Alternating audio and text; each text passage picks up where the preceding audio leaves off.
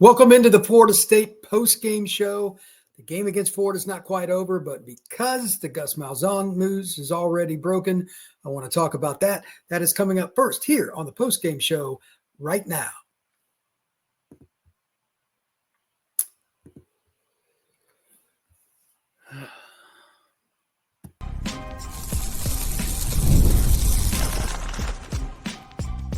You are Locked On Seminoles, your daily podcast on the Florida State Seminoles. Part of the Locked On Podcast Network, your team every day. Welcome back into the Florida State postgame show. I am your host, Brian Smith, here at Locked On Seminoles. Thank you for making this your first listen each and every day. Obviously, Florida State is going to lose this game, barring some kind of miracle. They have literally fumbled the game away.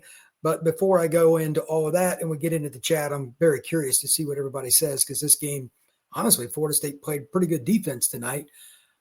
I do want to go into my knowledge of Gus Malzahn. I've covered him. I've covered UCF. I know him, great guy.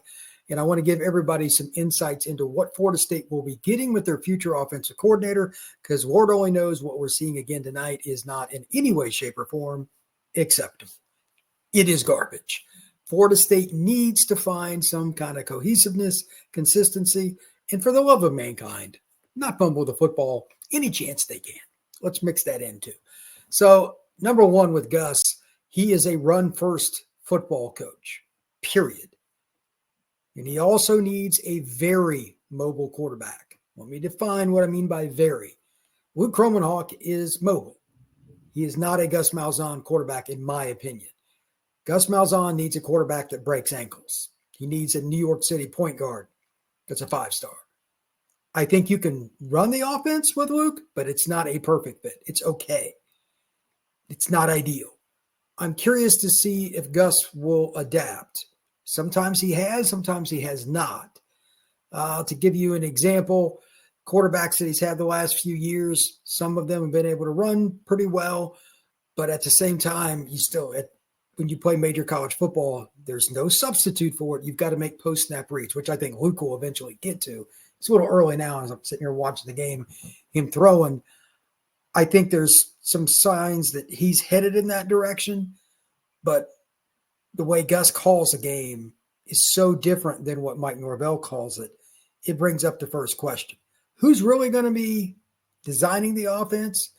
And then on game day, especially like third down calls, who's making those decisions before they even get to the football games? Because Gus runs a ton of misdirection, reverses, and screens. That's just what his offense is. It's fine, again, if you've got a very mobile quarterback. But his offense will not completely work with Luke behind center. There's going to have to be a major adjustment.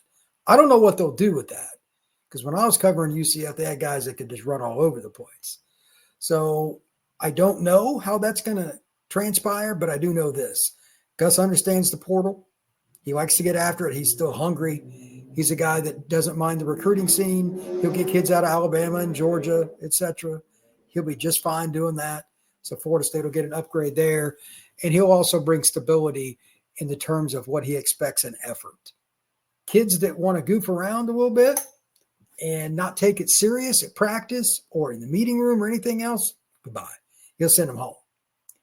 Florida State needs stability in their program. That's one thing I can guarantee you, that Luke Kromenhoek all the way to the punter will be held accountable each and every day in the meeting room, in the weight room, and everything else with Gus Malzahn on staff. That I am 1,000,000% confident in. He's a great guy. It's easy to get along with Gus. He's really nice to the media. He's easy to talk to about anything on the field, off the field. Wife's a great gal. Whole 9 yards. Good family. He will fit in Tallahassee from a culture standpoint. Really religious guy. Obviously, North Florida is very much into that. I think this is a good fit in that perspective.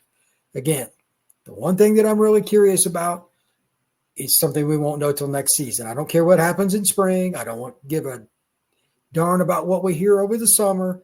I need to see it on game day next year. I know that's a long time from now, but there's no shortcut here.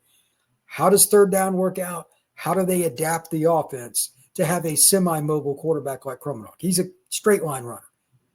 Malzahn strongly prefers a guy that breaks ankles. He wants a extremely gifted athlete. So that'll be the interesting part. The only other thing that I will say about him is because of his coaching connections. I don't know if they'll do this, but he knows about everybody. He's been in the coaching fraternity for a long time down south. But in state of Arkansas, state of Alabama, state of Florida. So he knows pretty much everybody, the SEC and the ACC. Who does he want as somebody else on his staff? Does he want to bring somebody with him? Does that influence Florida State staff? Does somebody else get canned or move on because there's not a fit? I'm guessing at least one or two more just on the offensive side will go because Malzahn's the coordinator. He knows so many people, he may bring other coaches with him. I have no idea who they will be. Again, his tree is massive. So all the people that have touched him and vice versa in the coaching ranks, it could be anywhere. I do know this, Florida State will be gaining somebody that believes in recruiting Florida too, before I forget. That's been a focus of his, but it's a little easier to do at Florida State than it is at UCF. I'm going to dive into the chat here in a little bit, but right now as I look over, there's just over 4 minutes left in the football game. Florida's up 24-3. I know people will start to funnel into the chat, but please comment, get out your thoughts and everything. I'm actually going to pull up some stats here and just kind of go over some things in just a second and get a better perspective for what's happening with Florida State in this game. But I mean, the one stat that I don't need to look up, you can't have 3 fumbles and a muffed on a punt. They just gave Florida the game. Florida didn't play very well tonight. DJ missed an easy touchdown. He threw the interception in the end zone, etc. He had a few nice plays, especially that one in the first half, got away from Jackson. But Florida's not a very good football team. And Florida State just completely handed it to them. I give credit to the defense tonight. That was one of my big questions. Would they come out and play hard? They did. But some of this stuff is ridiculous. They're about to get a late touchdown here. But it's ridiculous how Florida State just shoots itself in the foot. Wood dropped the ball, getting ready to hand it off. He pitched it behind Cam on the fumble. He gets hit. He didn't recognize the pressure. I've said it a million times. His pocket presence has got to speed up exponentially. It has not. So that all 3 of those in some way, shape, or form on Cromanhawk. And he's the future of your program, but he is not anywhere in the stratosphere of being ready. That's reality. The one on Wayne, that's just on him. But all of those cost you points or gave them points or both. The game was just lost in the turnover battle. It's not a secret. So let's start with that. As far as what Florida State is trying to do in terms of their long-term ability, it's pretty interesting. They finally scored a touchdown. I think I like some of the thoughts with what they're doing with the run game, but again, with Malzahn coming up, to be really honest with you, the run game will change exponentially. They will be much more downhill, zone heavy with a quarterback that's going to run a little bit more, or I will be shocked because that would not go with what he has done. I would be surprised if Norvell didn't agree to that because Gus doesn't change much. Here are some of the stats for the game right now. I mean, Florida State's they finally end up with a touchdown here. I think they didn't give it to him. I thought he scored. They're at 220 yards. I mean, that's just pathetic. They got four turnovers, 1's muff punt, 3 are fumbles. Luke is 15-28 right now, 140 yards, and there's 3 minutes to go in the game. Tofili, 44 yards rushing, had that. Well, he had a fumble actually. If I remember right, didn't he? I want to say he had one too. But anyway, 44 yards rushing. Sam Singleton, 16 yards. Cromanhawk, 14.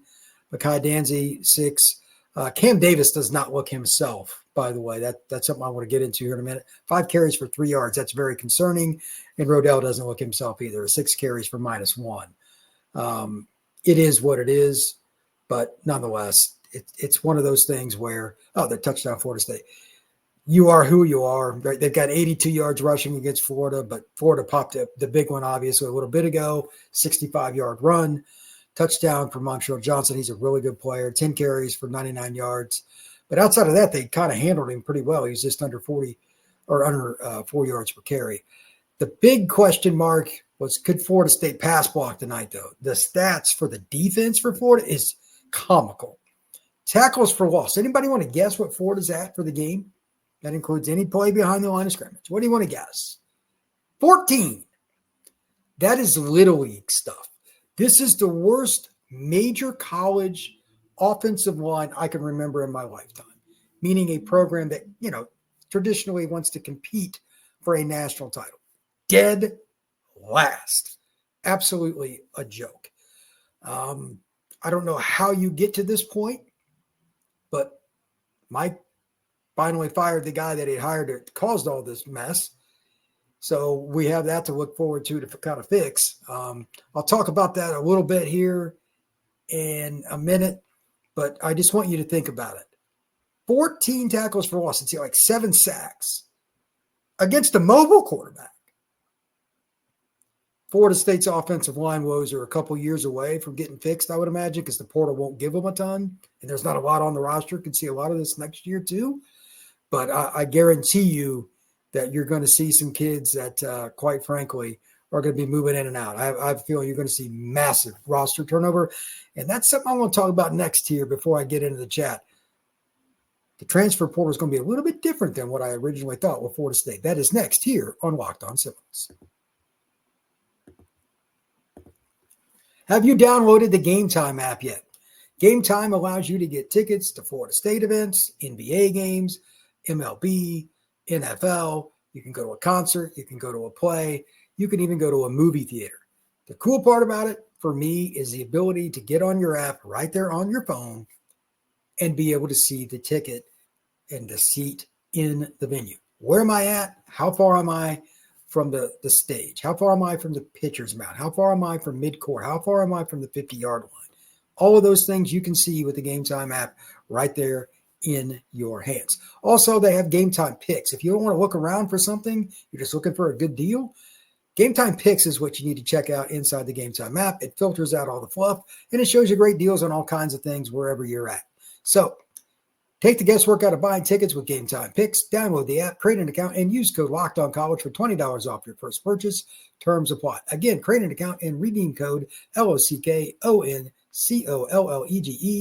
for $20 off. Download Gametime today. What time is it? Gametime. The transfer portal is something that I knew Florida State was going to have to hit hard this year, but I really didn't know how it was going to work until at least one, and preferably, honestly, both coordinators were hired. The news about Malzahn coming, although shocking to me, is great news for 2 reasons. Number one, again, his contacts are vast. He's a guy that really gets after it, really hard worker, somebody that knows just about everybody in the South, and he's one of the easiest guys you're ever going to meet to get along with. There'll be some players that come play for Gus. That I guarantee. Again, it won't just be, we're going to get a bunch of UCF guys. No, just in general. Kids that he recruited in high school that he didn't get, but at least know him. If they're iffy about where they're at, there's a chance Florida State will get them. They will get players because Gus is at Florida State. What is it that I always say in recruiting? Players pick coaches, not schools. Say that again. Players pick coaches, not schools. Malzahn will help with that. Now, I don't know how many offensive linemen he can help you with because there's just never that many good linemen in the portal. Florida State's in deep trouble there. I'm 100% confident of that. That being the case, you're also looking at a scenario where Florida State, realistically, honestly, they knew they weren't going to be in a great spot anyway there. They're probably going to be able to pick up a couple decent linemen, would be my guess, but they need like 4 top-end guys. I mean, they're in a bad spot. But let's talk about skill spots. Gus always wants to recruit guys that can fly. Well, that fits Florida State's MO anyway. So the skill talent, I think, will do pretty good. And he's always had at least one guy that is a downhill power back. Always. If Rodell gets to come back, and I've heard he might be able to, I don't know what the NCAA eligibility is, but if he could, he would fit. Cam Davis is 100% a fit. And it's speed, again, Sam Singleton. So just looking at the running back room, great dynamic for what Gus has been able to do at his time, Arkansas State, Auburn, and, of course, at UCF. So I really like that. At receiver is where it gets interesting. I don't care what coordinator you have. I don't care what head coaching experience a guy has. Got to catch the ball. Florida State has run routes poorly this year too often, dropped way too many balls. And while the tight ends have certainly come on, that's a great benefit because he will use tight ends. He's done that a lot in his tenure, a lot of H-back stuff when he had Cam Newton at Auburn, etc. Done that at UCF. I expect him to do the same at Florida State. They're in good shape there, but the receiving group as a whole got to be a lot more consistent. Who he hires as his receiver coach will be massive. Very, very important. I don't know which person or persons that he's going to consider, but knowing Gus, the way I do, he's probably already made calls. He's that guy. It's just something that he does. He doesn't really know taking time off. Like, that's just not his MO at all, but we'll see. One last thing before I jump into the chat. I'm curious to see what coaches come in to the offense. But before anybody asks, and I'm sure it's in the chat, I have not heard anything on the defensive coordinator. Let me say that again. I have not heard anything. I have not looked into it. I'm sure there's going to be a lot of stuff, but with all the games this weekend and all the different things I'm covering, just haven't had a chance to really dive in. And even if I did, like the Gus Malzahn stuff, that's the kind of thing that happens backdoor anyway. Maybe Gus has an influence on that too. So we shall see. So with that, I'm going to jump into the chat. Thank you for everybody once again for making Locked On Seminoles your first listen each and every day. Truly appreciate it. Here we go. Let's see. Tyler. Atkins being on the UF sideline was hilarious, and at least Michigan is out of, or Miami's out of the ACC championship. By the way, Miami choking again is just hilarious. How can you have Cam Ward not even make the ACC title game? Now, I know Florida State is terrible this year, but like there's zero excuse. That's on Cristobal. That is terrible. So whatever it is. Let's see. Sam Gibson says bad hire. I don't know. It depends on who they hire with him. And Gus will bring a lot of stability with a lot of other things in the staff. We'll see. He might have a wonderful stream. I don't know what that means. Kenneth, I'm not sure what you mean. Wonderful stream and offensive. I'm not sure, everybody. Neb524 heard rumblings about Tony White, defensive coordinator to Florida State. Garrett. Gus recruiting rankings was at Auburn. 13th, 6th, 6th, 5th, 13th, 9th, 12th, 7th. Yeah. Let's see. Sam Gibson. Does Florida State players play for FSU or FU turnover city? Yeah, I tell you what, you got to hold on to the ball, right? I mean, at some point, you just got to hold on to the football. This is comical. Like what's going on with the ability to catch the football was a problem earlier this year. Now they start doing that. But the simple handoffs, catching the snap, it's like, yikes. Catching the punt, this is really, really bad. I don't know what to say to it. Like, Florida State has found a way to lose about any way you can possibly imagine this year. That I do know. And I doubt anybody here is going to disagree. Kenneth Clark. Now we need a defensive coordinator for the Noles. Yeah, that's true. I don't know who that might be. There's going to be tons of names floating. I have not looked into it. Jackson. Post-game show with 4 minutes left. You love to see it. Go Gators. I do a post-game show no matter what, right when I say I'm going to. If the game ends later than it's supposed to, I still started on time. That's why. Garrett. Will Gus bring Hand the offensive line coach, and do you see any UCF players coming with him? Hand's a pretty good friend of his, and he's a great guy. Coach Hand's a really nice guy. It's possible. He was with him at Auburn at one point. Coach Hand's been at Texas. He's been in a lot of different places. He knows Gus's system, so it would be plug and play. I don't know. Your second part of that question is what everybody's going to want to know. There'll be somebody from UCF transfer, but I doubt it's a bunch. We'll see. L Proof. Gus greater than Norvell. Could be. Langston. Mike sucks. Lagway is special. Cam Davis sucks. Slow, and he's a choker. Blah, blah. This guy's way too negative for me. Goodbye. Terry. Still no Trevor Jackson to mix things up. So we're still looking at Luke just stand there holding the ball. You'll eventually see Luke is just not the guy for the team. A little early to throw away a quarterback who's a true freshman there, partner. Terry, I appreciate your comments, but true freshman, you do not pass judgment. Langston. Let's see. You are too negative. Which UCF commits do you see Gus bringing? I'm not making any predictions about roster stuff. I have no idea what's going on with UCF's commitments, their roster. I'm not touching that with a 10-foot pole. I appreciate your interest in it. I get it, but that is very touchy, and I have zero idea. Let's see. Roberts. Everyone knows Gus's offense. Not everyone, brother. There's some people who wouldn't even know where he's at right now as a head coach. Jay Corner. Can the O-line problems also be corrected to his strength conditioning coaches? The O-line and team just does not seem physically imposing. This team do a lot of substitutions for no reason. I mean, I don't know if they'll change that or not. I haven't heard anything. Your guess is as good as mine. EJ Colson, I have again, I'm going to say this probably 30 times because everyone wants to hear about transfer. Zero clue on any transfers just because Gus is coming to Florida State. I do not know. I know the man, but I'm not, even if I called him right now, and I don't have his number, but if I called him, that's not something he's going to tell me. We'll just have to wait and see how that turns out. Robert Smith, Gus has to have a dual threat quarterback. Gus doesn't have one right yet. Well, it depends on your definition because Kromenhoek's a dual threat, but he's not a true Gus dual threat. As I said in the opening of this show, Gus usually wants somebody that is absolutely an ankle breaker. That is not what Luke is. He's got some speed, and he does a great job with ball fakes and keeping the defensive end occupied with the running back, but that's not the same as making a guy miss in space. Fashawn, I still think Mike should have gave Brock more playing time. Wouldn't have hurt necessarily. Musa, how do you assess a running back being garbage behind this line? Yeah, it's pretty hard to say. I'm not sure. He's referring to another poster that I won't even mention, but I don't know.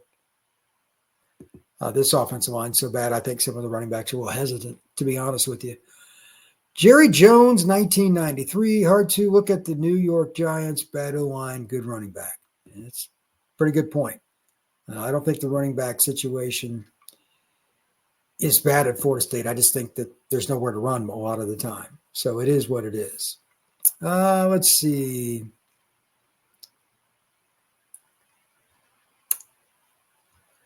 Langston does bring up an interesting thing here. We won't win 6 games with Luke next year, but that's okay because Norvell will get fired. It's possible. What if the new coordinator is there to replace Mike if he does bad next year? I highly doubt that Norvell is being looked at as a guy going out the door with Malzahn, the next guy, but he could be the holdover for a year or something. I mean, Gus is an older guy. I don't think he would be a long-term answer in Tallahassee, but that would be interesting.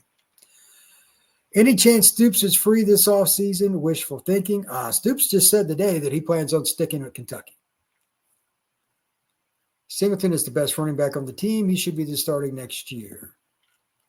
Jacob, Seminoles fan 2. That pitch close on the end zone was bad. Yeah, I don't know. I don't know what to tell you there, brother. Patrick Ryan, winning is hard. Last year's team won every game. Watching all these teams struggle this year and lose is comical. The snub set us back 3 years. It still really, really stings. Go Noles. Garrett, is it worrisome if we can't get the right quarterback to run the system? Gus willing to adjust his scheme based on his players. I need to see that. Now, he's run different things, but again, ideally for him, doesn't mean he doesn't adjust some. I mean, that's ridiculous to say, but he wants somebody that can look somebody in the face, shake them, and they don't even physically make contact with it. That's not what Kromenhoek is. Now, he can still throw it all over the lot, too. He's shown the ability to do that when he was at Auburn, and he's had games where he's done that at UCF. But again, he does most of his best work when his quarterback is an elusive player that has similar to running back skills. Patrick Ryan, love to see Miami is still irrelevant. At least we aren't Canes fans, 21 years and nothing to show. That is fact. Miami is the choke artist of college football. It is amazing to me they couldn't even make the title game. Langston, easy because he falls down if you breathe on him. He has no shake and he's slow. That's how. Okay, whatever there, bud. Proof. When you say players choose coaches, do you specifically mean position coaches and coordinators? Does Norvell become a liability here? What I mean by this, and this is just, it's not a Florida State thing, in recruiting, Players pick coaches. Sometimes it's head coach, sometimes it's assistant, sometimes it's position, but it's not the name on the polo that they're picking. It's the person representing that polo.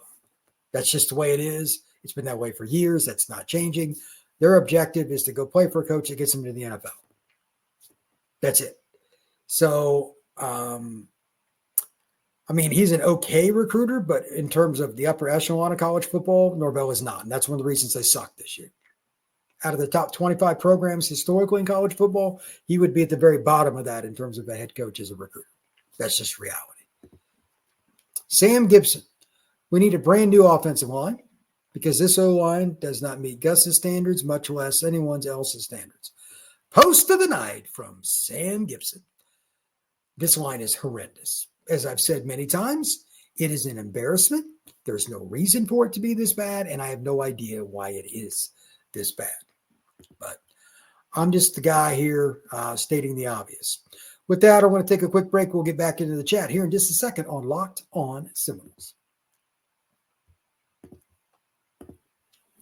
Get ready to tackle NFL action with FanDuel, America's #1 sportsbook. Right now, new customers can bet $5 to get $150 in bonus bets. FanDuel Sportsbook app gives you everything you need to play live bets on the NFL. So when you get a hunch in the middle of the game, you can check out the latest stats, view live play, and so much more in the middle of the game, right from the page where you place your bets. Visit FanDuel.com to join today. And again, you'll get started with $150 in bonus bets if your first $5 bet hits. That's FanDuel.com. Never waste a hunch and make every moment more with FanDuel, an official sportsbook partner of the NFL. All right, here. Jacob, Seminoles fan 2. Do you think we will get answers on what the hell is going on in the offseason? I'm not sure what you mean by that, but it's just the starting point. Hiring coaches, getting new players in the portal. Remember now, just give a little shout out here on the portal. It opens on the 9th of December, and it closes, I believe it is the 7th of January. However, that's just to get your name in the portal. You might sign a kid in March to put his name in on December 17th. It is no holds bar on when news can break. Random as all get out, which drives me bananas, but I don't make the rules on that. Cubs 0209, thank God this horse show is over. On to 2025. Amen to that. Jacob, Seminoles fan, we are next to Kent State of worst teams. It's kind of hard to argue that. That last touchdown just showed that this team has a low football IQ. They just don't play smart football, nor do they do their job. There's nothing wrong with saying that, to be honest. This team has shot itself in the foot far too many times, to put it mildly. It's 31-11. The game is almost over. It just mercifully needs to end.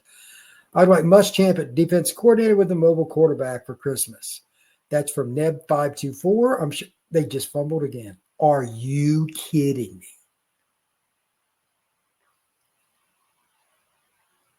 Wow. That's Cromenhawk again. He's got fumbleitis tonight.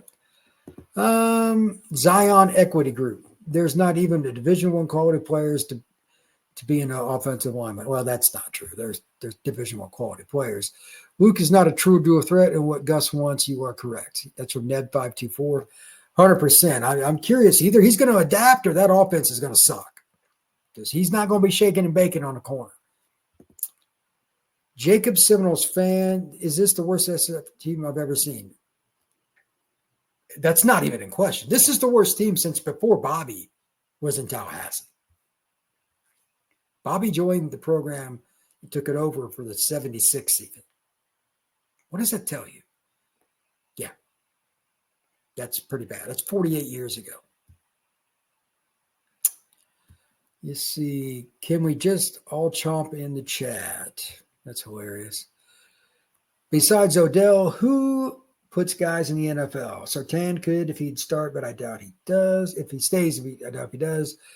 Papa Cheese did develop verse, and you can say he did. So he had to keep Papa Cheese, and Luke is not good. Luke is a freshman, man. Quarterback is a long-term process. Your first year of college, usually you're terrible. Second year, you're usually average. There is not many guys that cut the curve as a sophomore even. It's just the way it is. Once Florida State goes to the portal, Florida State will probably suck again next year. But you're not going to get the quarterbacks ready by sitting them on the bench. And Florida State doesn't have the reason to go out and spend for the top guy because they're not going to be great next year. So I expect them to keep Luke and just move forward. We'll see if I'm right or not. Jacob Seminoles fan, at least the basketball team is 7-1. By the way, shout out to the basketball team for being 7-1. I thought they would be, if not the worst team in the ACC, towards the bottom. Now, maybe things fall flat a little bit later, but I'm going to cover some hoops here pretty soon, and good for them. I'm glad to see that the program's at least doing better. It's a lot better to be 7-1 than not. Let's just look at it that way. I haven't played an incredibly difficult schedule, but